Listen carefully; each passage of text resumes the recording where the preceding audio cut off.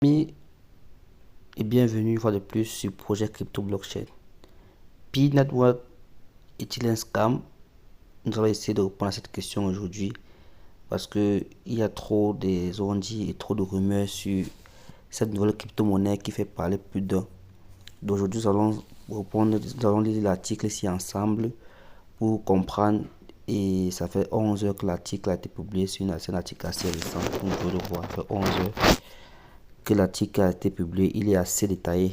Donc, je vais essayer de lire avec vous et essayer de vous expliquer à ma manière si Pi Network est effectivement un scam ou alors un projet qui a de l'avenir. Donc, si vous aimez ce genre de vidéos, et abonnez-vous si vous aimez savoir comment les projets se développent dans le monde de la crypto, comment gagner de l'argent en ligne avec des projets crypto, comment gagner de l'argent en ligne avec des astuces pour de vrai. Abonnez-vous et activez la cloche parce que nous avons un challenge cette année. C'est de nous faire 100 000 dollars à partir des projets et des cryptos en ligne gratuitement. Donc, nous allons commencer. Je vais donc lire l'article pour vous. Ils disent là que qu'est-ce que le réseau Pi, quoi est une arnaque. Le réseau Pi attire des tas d'investisseurs, mais cela vaut-il la peine? Le Pi quoi est une arnaque, c'est ce qu'ils disent. L'industrie de la crypto-monnaie n'est pas étrange n'est pas étranger aux stratagèmes louches et aux escroqueries. Avec chaque nouvelle blockchain et pièce lancée, les investisseurs doivent considérer le risque d'être escroqués alors qu'un autre projet gagne en popularité, connu sous le nom de Pi Network. Des soupçons surgissent autour de sa légitimité.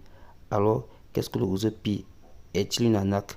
Donc, nous savons que l'essor de la crypto-monnaie et de la blockchain a fait entrer beaucoup d'arnaqueurs. Il y a beaucoup de développeurs qui ont créé de gros projets qui étaient juste que des scams. Ils ont scammé beaucoup de personnes. Et il y a beaucoup de personnes qui sont rendues, qui sont ruinées. Le dernier en date, c'est l'affaire FTX avec Sam Friend qui a développé vraiment, qui a ruiné beaucoup de personnes avec sa plateforme FTX.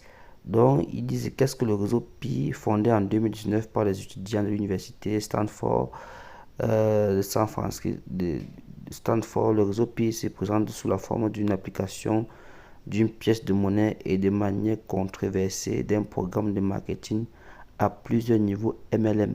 Donc, vous connaissez le MLM, ce sont les programmes d'affiliation où, quand vous intégrez le système, ou à, vous êtes obligé ou alors vous êtes encouragé à faire venir d'autres personnes pour faire grandir l'écosystème. Ils disent là que sur le site web de l'application, puis le service est décrit comme un service qui facilite l'extraction de crypto en vous permettant d'exploiter votre smartphone. Donc, l'application Pi, grosso modo, c'est une application qui permet d'extraction des crypto-monnaies via les smartphones, parce que vous savez que l'extraction des crypto-monnaies, c'est un processus qui demande beaucoup d'énergie et beaucoup de puissance de calcul. Donc, aujourd'hui, l'application Pi permet de miner les crypto-monnaies juste à partir du smartphone. Parce que moi, je l'ai installé et j'ai commencé à miner. Donc, c'est ce qu'ils disent ici. Si vous êtes familier avec le minage des cryptos, vous saurez qu'il nécessite généralement un équipement spécial coûteux qui consomme de l'énergie à un rythme presque exorbitant. Le coût même de l'extraction des cryptos en fait une interdiction pour de nombreuses personnes. Mais le réseau Pi attire beaucoup car il permet l'extraction à partir des smartphones. Donc, nous savons qu'aujourd'hui, beaucoup de personnes sont attirées justement par le nouveau projet Pi parce que l'extraction se fait de manière facile et vraiment d'une manière où vous ne vous rendez même pas compte que votre téléphone est en train de travailler. Vous pouvez exploiter la crypto et surveiller votre métrique sur l'application Pi Network. Il s'agit d'une application gratuite disponible pour les appareils iOS et Android. Regardons ce que propose cette application pour avoir une idée du réseau. L'application Pi, lorsque vous l'installez, l'application Pi Network, vous devrez créer un compte utilisateur en utilisant votre compte Facebook, votre numéro de téléphone. Vous devrez également fournir votre nom, prénom et créer un nom d'utilisateur, un mot de passe pour votre compte. Ensuite, vous pouvez démarrer avec l'application. Donc, je tiens à rappeler qu'avec l'application Pi, vous êtes obligé de vous identifier avec vos réelles informations.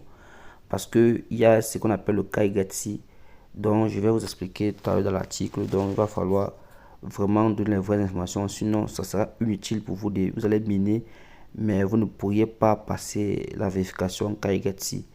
Donc voilà un peu à quoi ressemble l'interface, comme vous pouvez le voir ici. C'est un peu comme ça que l'interface Pi se présente. Donc je continue à lire l'article. Il est indéniable que l'application Pi est assez basique, comme vous pouvez le voir ci-dessous, mais cela ne veut pas dire qu'elle est nécessairement médiocre. Vous pouvez visualiser rapidement vos bénéfices, miner, lire le livre blanc, le FAQ, l'application, puis vous devrez interagir avec l'application toutes les 24 heures.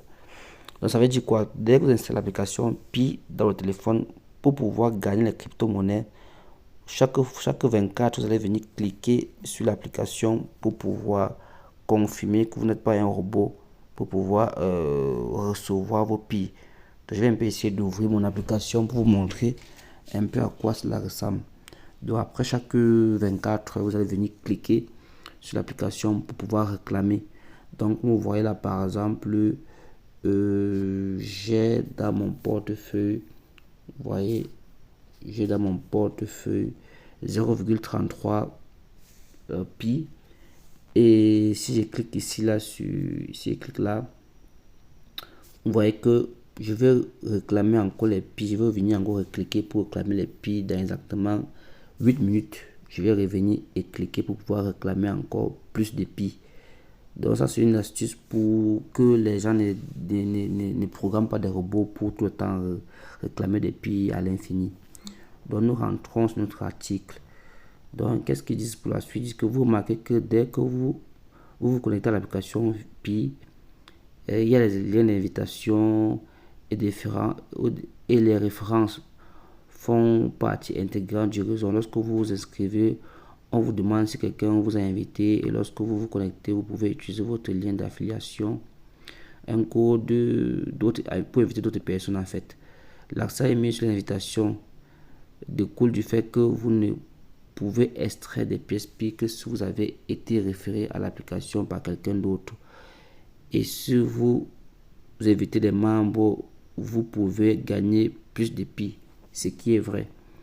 Parce que vous allez voir, si on descend là, il y a justement le programme d'affiliation qui est là. Vous allez voir, voilà, juste en bas, inviter.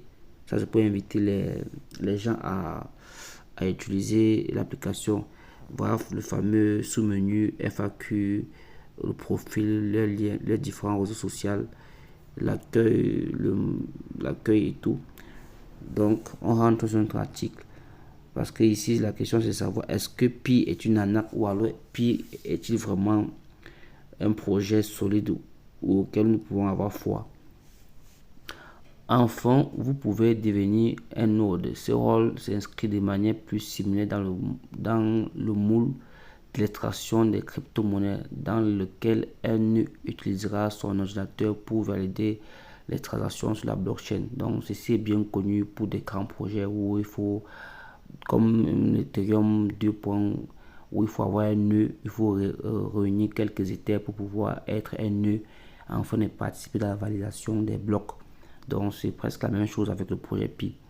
Les invitations et les différents niveaux de profil sont là, où le fameux MLL du réseau Pi entre en jeu. Excusez-moi ma batterie. Donc qu'est-ce que le crypto Pi? La crypto-monnaie Pi est une pièce native de la blockchain du réseau Pi et peut être extraite via l'application Pi. Comme Pi est une crypto-monnaie, elle existe sur la blockchain. La blockchain Pi utilise un mécanisme de consensus connu sous le nom de Stellar Consensus Protocol, développé à l'origine par le projet Stellar XLM. Vous connaissez bien le projet pour ceux qui sont un peu dans la cryptosphère depuis longtemps. Une pièce Pi a une valeur de $58. Bon, ça c'est encore à revoir parce que le Pi n'est pas encore vraiment listé sur une plateforme quelconque. J'ai fait toute une vidéo dessus, vous pouvez aller regarder pour vous dire que Pi n'est listé nulle part, n'achetez le Pi nulle part. Et c'est ce qu'ils vont dire dans la suite de l'article. Il dit que la pièce de Pi a une valeur de $58 au moment de la déclaration, bien qu'il soit important de noter que le prix des crypto-monnaies change constamment et reste toujours exposé aux hausses et aux accidents. De plus, Pi est particulièrement volatile au moment de la rédaction avec les fluctuations quotidiennes, dépassant parfois 10 dollars une part importante de la valeur globale de l'actif. En plus d'agir comme une récompense minière, Pi a également une utilité au sein du réseau Pi comme forme de paiement des frais de transaction. Les pièces Pi ne sont actuellement, voilà la partie intéressante, les pièces Pi ne sont actuellement disponibles sur aucun exchange légitime car le réseau est toujours dans le réseau principal fermé, ce qui signifie que vous ne pouvez échanger Pi nulle part. Cela limite considérablement l'utilisation du Pi, bien que les choses puissent changer à l'avenir au fur et à mesure que le projet progresse. Donc, comme je vous disais tantôt, le Pi n'est listé nulle part. Il y a eu un exchange qui a essayé de lister le Pi, mais ils ont rapidement été sommés par les développeurs de Pi de stopper très très vite cela. Le réseau Pi est-il sûr? Pi est-il une arnaque? Voilà la partie qui nous intéresse. L'une des plus grandes controverses autour du réseau Pi est qu'il s'agit d'un système de marketing à plusieurs niveaux LLM, dont on demande aux gens d'inviter d'autres personnes à intégrer la plateforme. Le programme de marketing a plusieurs niveaux exigeant des individus contactant et recrutant eux-mêmes de nouveaux membres, plutôt que de confier le nouveau recrutement à des employés directement par l'entreprise. L'offre de plus de pièces Pi en échange. Donc plus vous invitez les gens, plus on vous offre des Pi. Mais c'est aussi pourquoi de nombreuses personnes se demandent si le réseau Pi est un système pyramidal. Parce que dans un système où on demande les gens, où on demande d'inviter les gens pour que le réseau grandisse, généralement c'est un système pyramidal. Une autre partie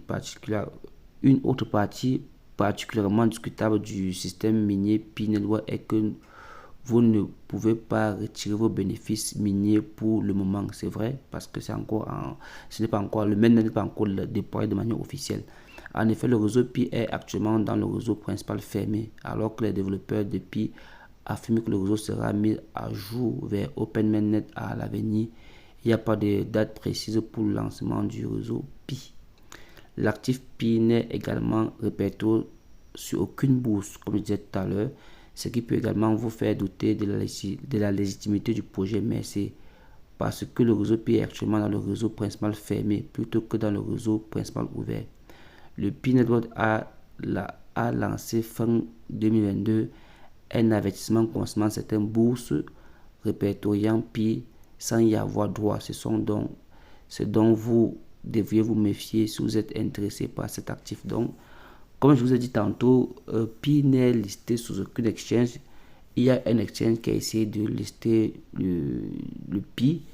Directement, Pi a fait une sortie pour demander qu'ils arrêtent. Et bon, vous connaissez la suite. Donc, pour ceux qui veulent plus de détails, vous n'allez qu'à aller voir ma vidéo dont j'ai fait à ce sujet. Le réseau Pi utilise également des paramètres KYC, comme je vous ai dit tout à l'heure, dont la vérification d'identité.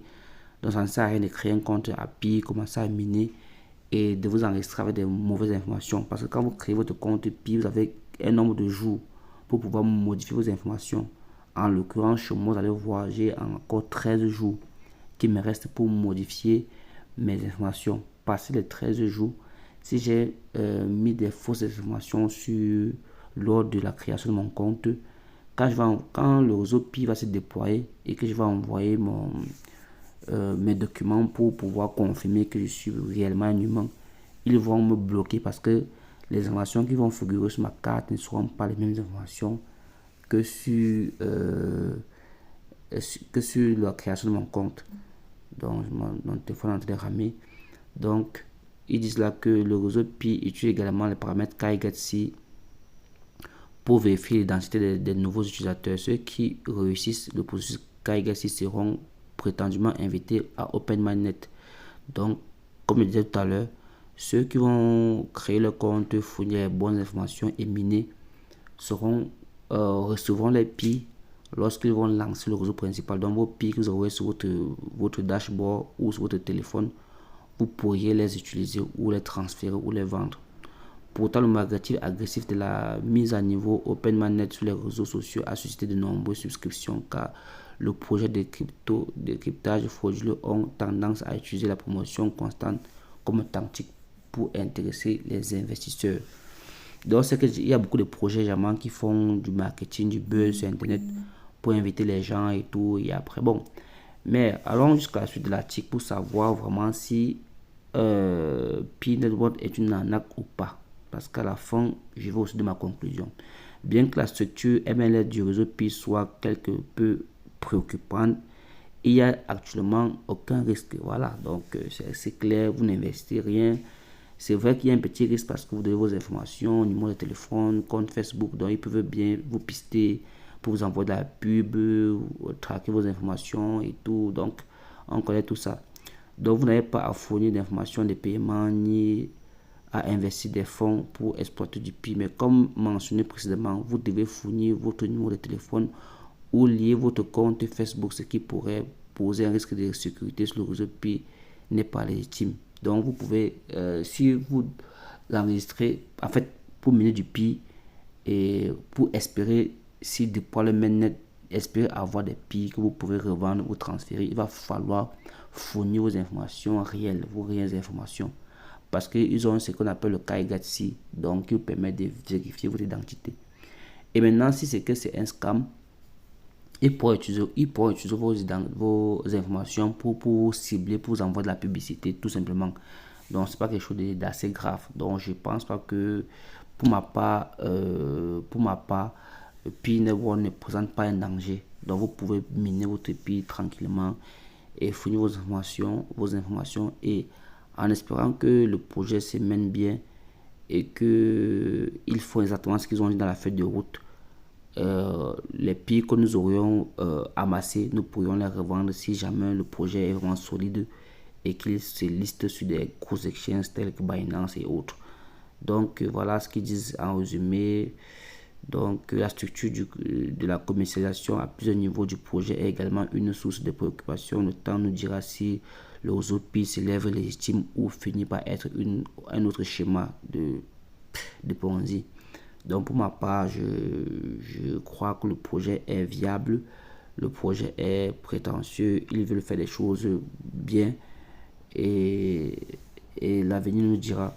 Je ne sais pas pourquoi mon application ne s'ouvre pas, je voudrais vous montrer un peu quelque chose sur l'application, mais là apparemment l'application refuse de s'ouvrir. Bon, de toute façon, on se retrouve demain pour une prochaine vidéo. Abonnez-vous, activez la cloche pour être à l'écoute de l'actualité sur le Pi et surtout ce qu'il va dans le monde à Christophe Spère.